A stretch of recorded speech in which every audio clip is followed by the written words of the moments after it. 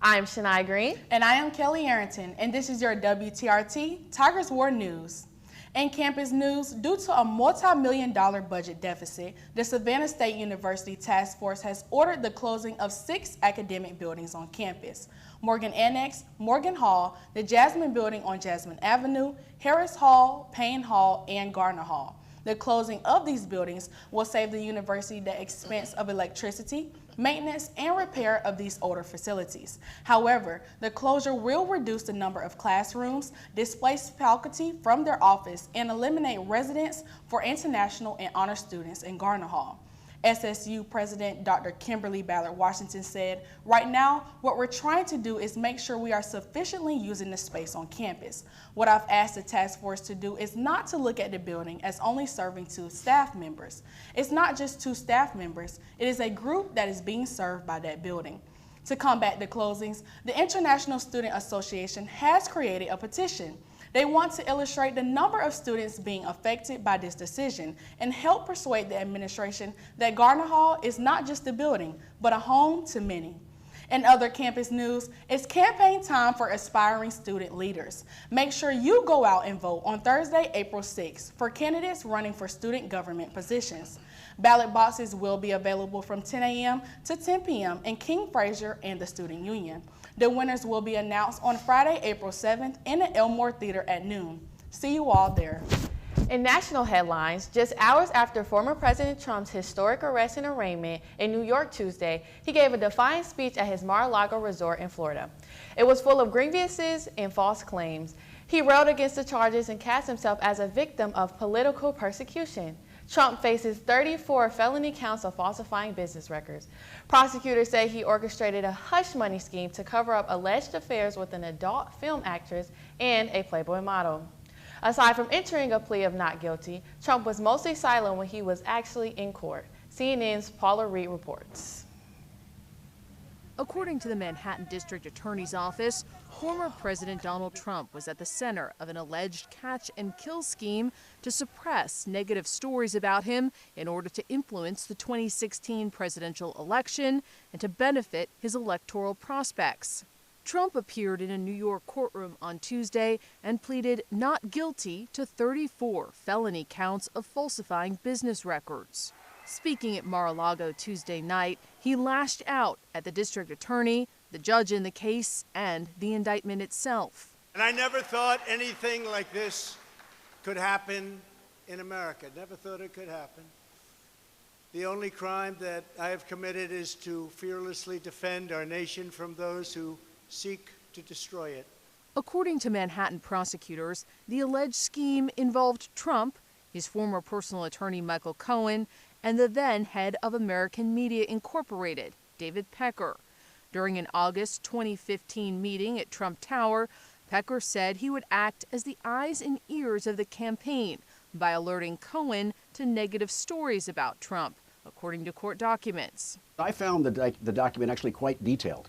It is a speaking indictment, and it has quite a bit of detail about the history and laid out the facts underlying then the various counts that are listed. Before the 2016 presidential election, payments were made to at least 3 individuals to suppress their negative stories involving Trump, including alleged affairs with adult film star Stormy Daniels and Playboy model Karen McDougal, according to court documents. Trump denies both affairs. These are felony crimes in New York State, no matter who you are. Cohen has also pleaded guilty to federal crimes pertaining to this indictment. I will continue to speak truth to power. I will continue to provide transparency to the American people. It's amazing how, once again, Donald is trying to shift all of the blame, which he's so good at. It's always somebody else's fault. Trump's lawyers vowing to fight the charges. A motion to dismiss is coming on several grounds. Prosecutorial misconduct, selective prosecution, for sure will be 2 of them. Legal insufficiency is another one.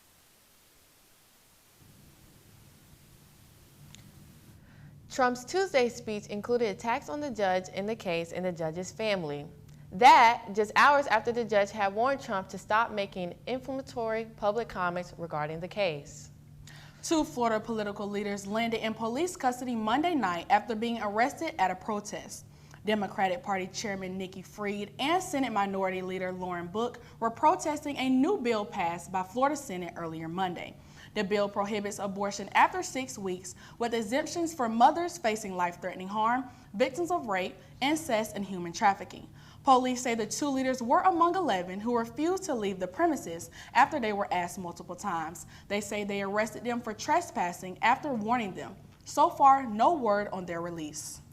The founder of Cash App was found stabbed to death early Tuesday morning near downtown San Francisco. Bob Lee's death was confirmed by Joshua Goldberg, the CEO of his current employer, who wrote in a tweet Wednesday morning that Lee was an incredible human being. Police say officers responding to a report of a stabbing in the city's Rican Hill neighborhood took a 43-year-old man to the hospital where he succumbed to his injuries. No arrests have been made. Police say the investigation is ongoing. Lee was also the former chief technology officer of Square.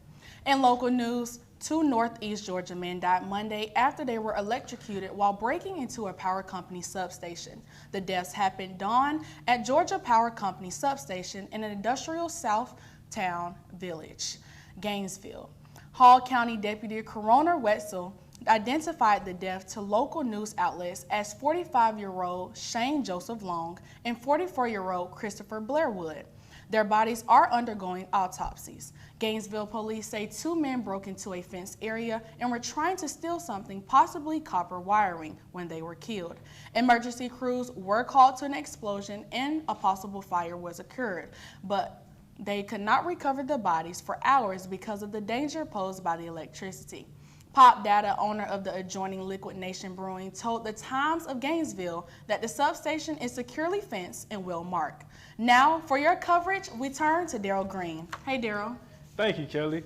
Today in the sports world, we're taking a look into one of the sports that defines the South. As temperatures rise and the smell of grass sharpens, the Tigers men's football team is preparing to capture the SEAC in the upcoming season. The Tigers opened spring practice on March 22nd and have been battling between the lines for the past few weeks to make sure they are prepared for their opening matchup at Southeastern University.